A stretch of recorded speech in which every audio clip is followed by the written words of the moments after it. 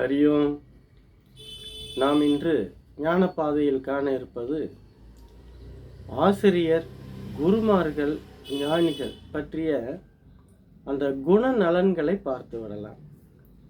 ஆசிரியர் என்பவர் பாடம் சொல்லித் தருவார். பாடம் சொல்லித் தரும் பொழுது சரித்திரம், பூகோளம், கணிதம், வாழ்க்கையில் நடக்கும் நடப்புகள், தலைவர்கள் வாழ்ந்த வாழ்க்கை, நல்லது கெட்டது அனைத்தையும் மிக பிரமாதமாக தொகுத்து சொல்வார். மதுபானம் செய்யக்கூடாது, புகை பிடிக்கக்கூடாது, புகையிலை பிடிக்கக்கூடாது, தவறான எண்ணங்கள் கூடாது, பொய் பேசக்கூடாது என்றெல்லாம் சொல்வார்கள். ஆனால் அதை அவர்கள் பெரும்பாலும் கடைபிடிக்க மாட்டார்கள். அதனால்தான் அவர்கள் ஆசிரியராக இருக்கிறார்கள். குருமார்கள் என்று பார்த்தால், ஒரு குரு ஒரு மடத்திற்கு தலைமை தாங்கி கொண்டிருப்பார். அவருக்கு 1000, பல்லாயிரம், லட்சக்கணக்கான சீடர்கள் கூட இருக்கலாம். ஆனால் அவர்கள் கடைசி வரை சீடர்களாகவே தான் இருக்க முடியும். குருவாக மாற முடியாது. ஒரு குரு குருவாகவே இருப்பார். இவர் கடைசி வரைக்கும் சீடராகவே பணி செய்து கொண்டிருப்பார். எந்த முன்னேற்றமும் இருக்காது. ஆனால் ஞானிகள் அப்படி அல்ல. நீயும் ஞானிதான், ஞானும் ஞானிதான். அது இயற்கை குணம் என்று வைத்துக் கொள்ளுங்கள்.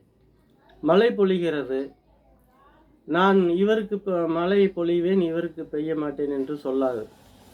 சூரியன் உதிக்கின்றார், வெளிச்சம் பொதுவானது. காற்று வீசுகிறது, அனைத்திற்கும் பொதுவானது.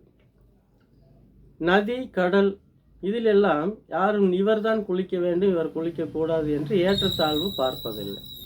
அதோட வேலையை இயற்கையாக அது செய்து கொண்டிருக்கும். நம்முடைய வேலை இயற்கையாக நாம் செய்ய வேண்டும், இவ்வளவுதான்.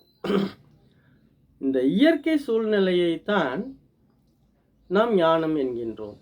அவரவர் வேலையை அவரவர் பார்த்து வாழ்க்கையில் முன்னேறி என்ன சாதனை செய்ய முடியுமோ சாதித்து விட்டு இறைவனடி சேர்ந்து விட்டால் போதுமானது. இதற்காக நான் பெரியவன், நான் எப்பேற்பட்டால் தெரியுமா, என்னிடம் எத்தனை கார் வசதிகள் இருக்கிறது தெரியுமா, எத்தனை பங்களா இருக்கிறது தெரியுமா என்று ஆணவத்தால் ஆடாமல் வீடு பேர் அடைந்து விட்டாலே போதுமானது. அதுதான் முக்தி, விடுதலை, லிபரேஷன் என்று சொல்லக்கூடியது. அதனால் அனைவரும் ஞான பாதைக்கு வந்து விட்டால் இந்த உலகம் சொர்க்க பூமியாக மாறும். அதில் எந்த சந்தேகமும் இல்லை.